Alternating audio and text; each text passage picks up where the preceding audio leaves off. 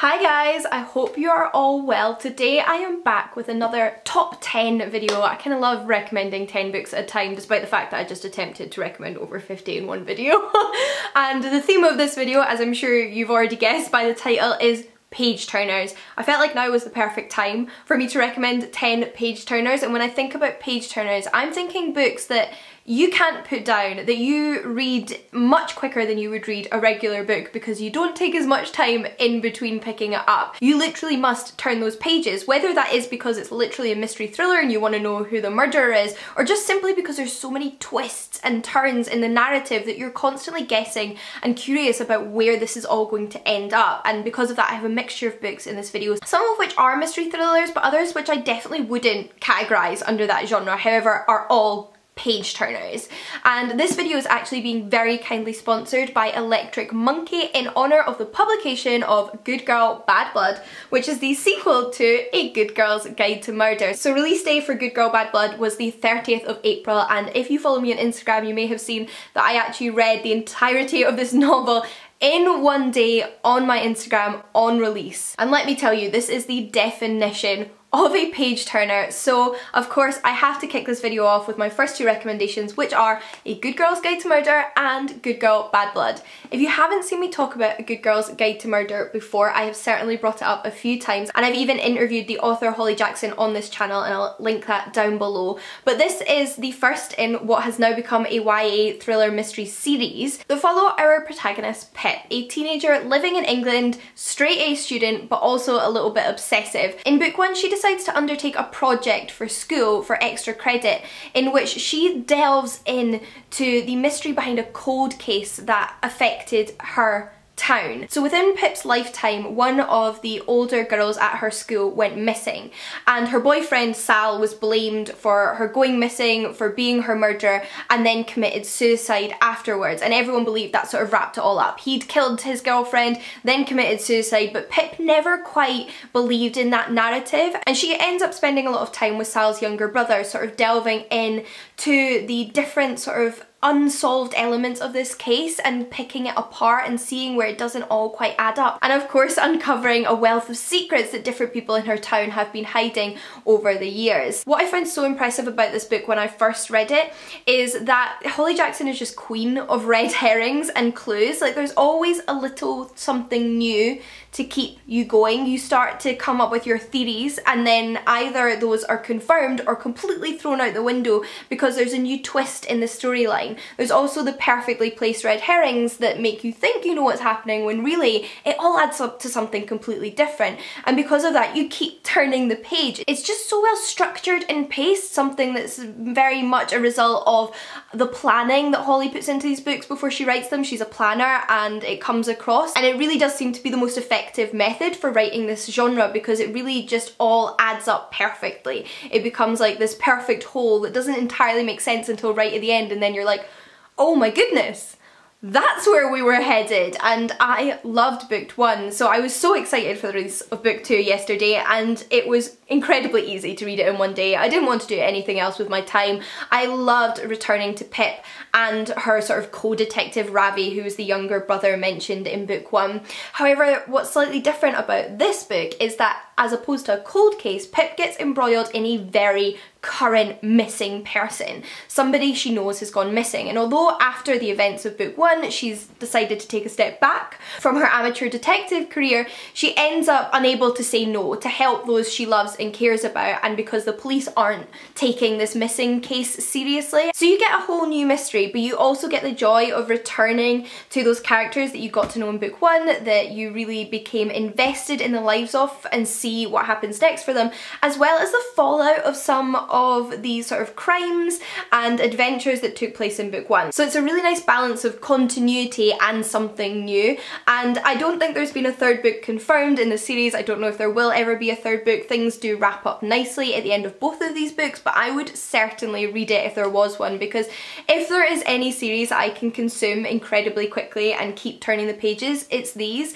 I read this one in 48 hours, I read this one in 24 hours, and they're not that short, they're around 400 pages each. So for me, That's impressive. And they just seemed like the perfect books to kick off a video all about page turners. So thank you so much to Electric Monkey for sponsoring this video, and don't forget to check both these books out. Next up, however, I want to mention something quite different to keep us sort of guessing as we go along, and that is Stay With Me by Ayobami Adebayo. So this, in comparison to the previous two books in this video, is quite a domestic book. It's not a thriller, it's not even really a mystery, but it's a book with so many twists and turns that it never goes in the direction you expect it to. It's about a couple living in 1980s Nigeria who are struggling to get pregnant, and this has a lot of repercussions for their life. It puts pressure on the husband in the marriage to take a second wife, which is quite common amongst their culture, although it's something that the couple had always said they would never do. And from the offset, you feel like that's a premise you're going to understand, that you can predict the outcome of. However, I never saw any of the twists coming in this book. It is, like I said, quite domestic. It's about relationships and secrets, and a man and a woman who are in love but struggling to make things work, as well as their relationship with parenthood, particularly the woman and her relationship to motherhood and herself as a woman and the pressures that society puts on her. But while exploring those incredibly important themes, the author manages to make you incapable of putting this book down, because every time you feel like you're falling into the pattern of the narrative, something happens. Some piece of information is thrown at you, there's a twist in the plot that means that things have to take a slightly different direction, and in a way it sort of parallels the unpredictability of life, and it's so compelling to read about. Ayobami Adebayo is an incredible writer. She does something incredible in this novel, and it's one that, although I read 3 years ago, I still think about on a very regular basis, so I had to include it here. I then would like to mention a historical novel, and in this case it's The Wonder by Emma Donoghue. This book is set in 1859 in the Irish Midlands, and we follow a nurse who has been sent to watch over this young girl. Now, this girl has been claiming that she hasn't eaten anything for days, if not weeks, and the reason she's been able to survive without food is because of a religious miracle. And in order for the church to establish whether this is a real miracle or not, they need somebody to sort of sit with this girl day in and day out and make sure she really isn't eating anything but is still remaining healthy. And our nurse takes on one of those duties. So we have a nun for half the day and our nurse for the other half of the day, and of course she's immediately suspicious of this miracle and that somehow this girl must be getting food. She has her own history which has led her to this place, to leaving her home behind to go on this slightly different mission from her every day, and this makes her a bit of a loner within a family and a town with lots of secrets and hidden relationships. And this is another book for me where the pacing is just absolutely perfect. We have an interesting main character who has her own theories and her own questions, and as she sort of observes everything going on around her, she learns new tidbits at the sort of perfect moments for you as a reader to keep you wondering. You think you might have figured it out, but actually, have you? What could possibly be the story behind this girl's seeming starvation whilst remaining alive? And it was just such an incredibly atmospheric historical novel that kept me completely captivated and turning those pages. I'll then return to something that's perhaps considered more of a thriller in nature, but it's a paranormal thriller. It's a slightly different thriller, and that's The 7 Deaths of Evelyn Hardcastle by Stuart Turton. So this book is set in a sort of unidentifiable period, but it has a bit of a sort of Poirot, Agatha Christie type vibe or atmosphere. It doesn't stipulate a time period, but that's always what I conjured up in my mind, and that's perhaps because the book itself is set at a sort of weekend-long party at the luxurious manor home of a wealthy family. And what's perfect about this book is that we know literally as much as the narrator does, to the extent of who he even is. So in this book we have a loop. We have a main character who wakes up every day in a different body of a different guest at this party, and through living the lives of each of those guests during a week, he has to try and solve the murder of Evelyn Hardcastle, which will take place at the end of each day. But each body gives him an opportunity to observe the mystery from a new perspective and also put together more clues. Obviously, that's where the paranormal element comes into play, but there also appear to be some like dark looming figures in the shadows keeping an eye on him, and we have no idea why he is here, why he is trapped in this loop, and why he he must solve this mystery. We are all blank slates going into this book. With each day we uncover new elements to the mystery, with each day we have to piece together what happened the day before with our new information, and there is so much skill and detail in this book. I believe it took the author quite a few years to write, and I understand why. So much planning and then piecing together must have gone into this novel because it's so clever, and it constantly keeps you on tenterhooks, curious about what's going to happen now. I could not put it down. It's another one I only read in a couple of days because I didn't want to do anything else except read it, but I did have to work in between, and I would just highly recommend it. Apparently I'm feeling the historical settings because the next book I want to mention to you is also a historical novel, although this one is historical with a fantastical twist, and that's A Great and Terrible Beauty by Libba Bray.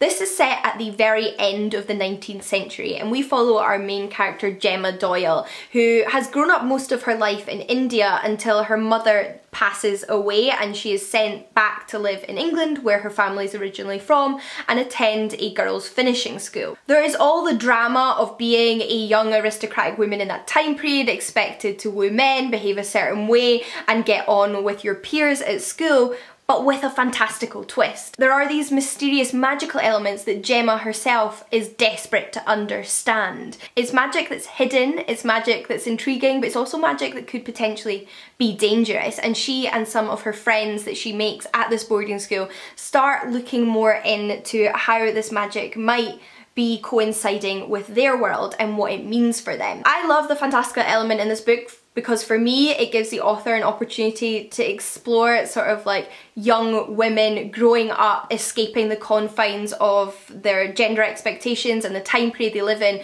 through this magical world. It's this magical door that allows them to kind of break free, and I love that, and I thought it really helped explore those themes in the book. It really served this beautiful function, and in fact if you're not a massive fantasy fan, I think you could still really enjoy this. It's a trilogy, and it's one of those trilogies that works really well because you get answers at the end of book one, but you also get more questions, so that keeps you going, desperate to read book two, and then so on and so forth. And I very much binged this series because I had so many questions. It was so atmospheric and I could not stop turning the pages. Let's bring things back to the present though with another YA fantastical novel, but set in the modern day and actually returning to Ireland, so we've got a lot of repeat themes here, but that is Perfectly Preventable Deaths by Deirdre Sullivan. In this book we follow two sisters who have had to move across the country with their mother to the home of their new stepfather. Their mother has remarried, and their new stepfather seems to be from quite a wealthy background. He lives in this incredible, almost castle-like building in a small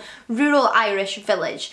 But there's a lot of mystery surrounding this village. When they arrive there, they have to, you know, do all those regular things like attend school, meet new people, potentially make friends, or even start romantic relationships. But it's like nowhere they've lived before. There is something suspicious about this town.